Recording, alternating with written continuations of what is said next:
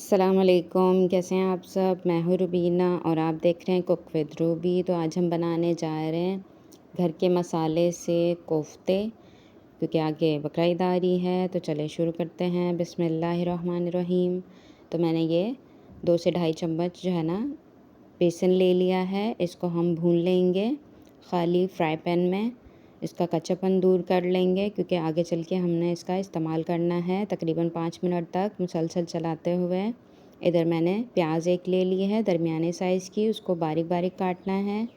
5 से 6 हरी मिर्चें मैंने ली हैं, इनको भी बारीक बारीक काट लेंगे। इधर मैंने कीमा लिया है। कीमा मैंने 1 किलो लिया है, बीफ का कीमा है। कीमे को डबल मशीन से निकलवा लेंगे, कसाई से बोल के। तो आपने डबल मशीन से ही निकलवाना है कीमा, क्योंकि वरना फिर मोटा मोटा टूटने का डर होता है। इधर मैंने 1 चम्मच पिसा हुआ धनिया लिया है, 1 चम्मच ज़ीरा लिया है, 1 चम्मच मैंने चाट मसाला लिया है और 1 चम्मच मैंने पिसी हुई लाल मिर्च ली है। फुल भर के लेना है 1 चम्मच। और अगर आपके यहाँ कम या ज़्यादा खाया जाता हो तो आप उस तरह से भी ले सकते हैं। मसाले आप अपनी मर्ज़ी से भी रख सकते हैं, क्योंकि ये एक किलो का मसाला है, इस वजह से ज़्यादा लेंगे। और 1 चम्मच मैंने पिसा हुआ गरम मसाला लिया है।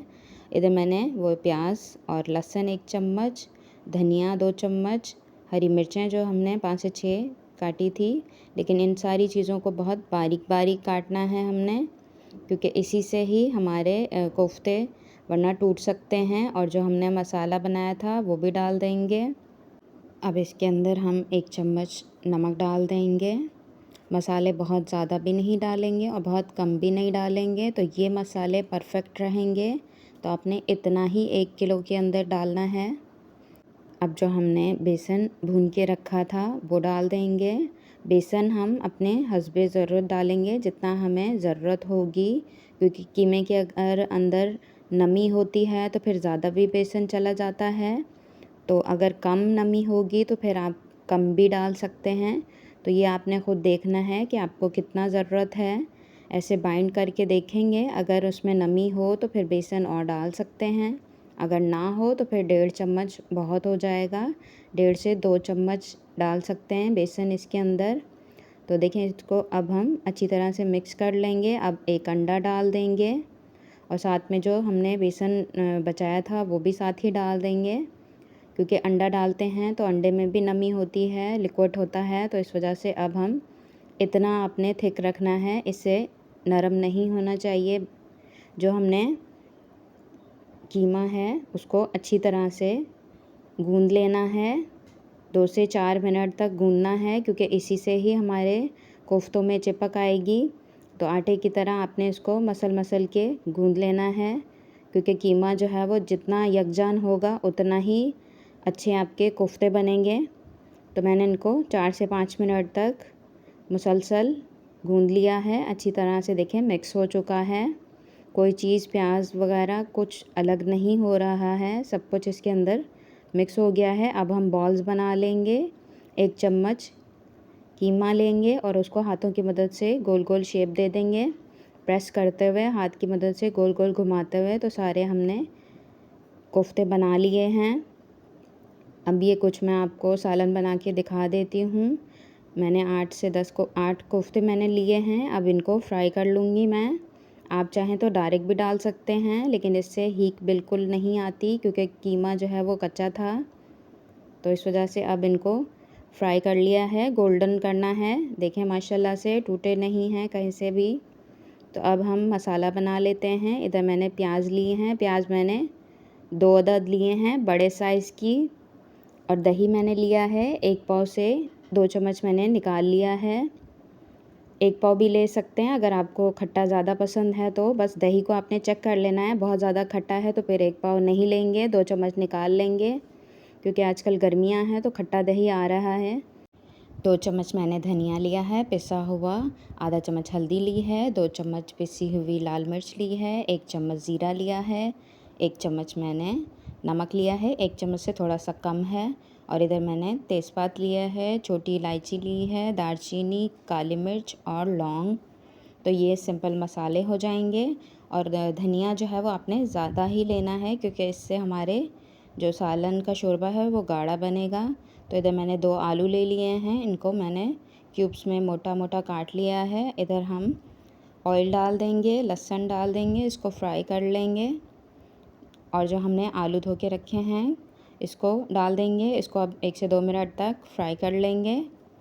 इसी तरह से आपने बनाना है, क्योंकि इससे जल्दी आलू गल भी जाता है और आलू में जो स्मेल होती है हल्की सी वो भी ख़त्म हो जाएगी।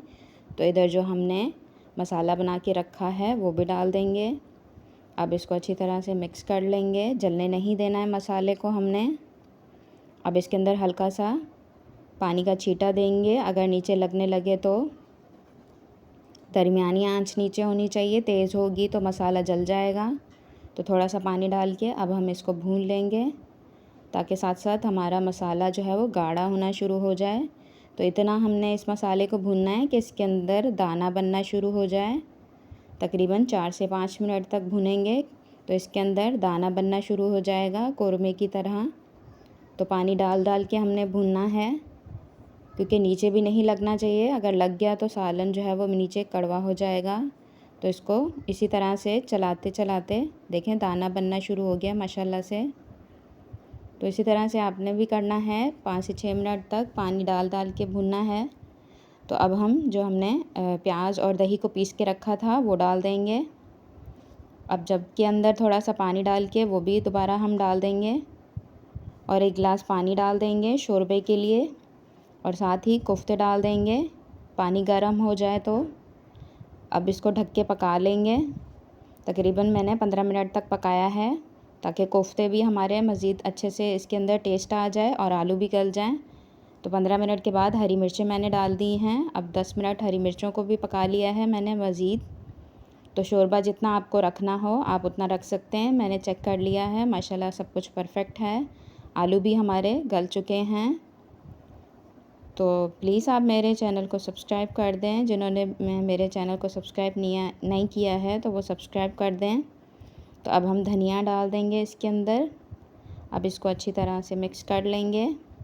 चूल्हा नीचे बंद कर देंगे, क्योंकि हमारा सालन तैयार हो चुका है। बहुत ज़्यादा गाढ़ा नहीं बनाना है हमने इसको।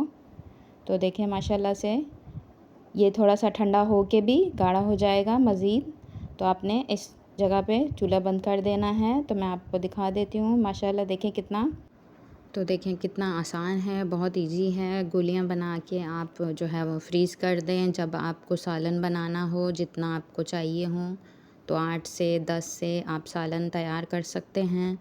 तो एक दफ़ा 1 किलो से गोलियाँ बना के फ्रीज़ कर दें तो आप 2 से 3 दफ़ा उससे सालन जो है ना तैयार कर सकते हैं। तो आप इसी तरह से फ़ॉलो करके मेरी रेसिपी से परफ़ेक्ट कोफ्ते का सालन भी बना सकते हैं। तो देखिए माशाल्लाह से हमारा सालन तैयार हो चुका है। और मेरी वीडियोस देखने के लिए बहुत बहुत शुक्रिया आपका। जज़ाकल्लाह।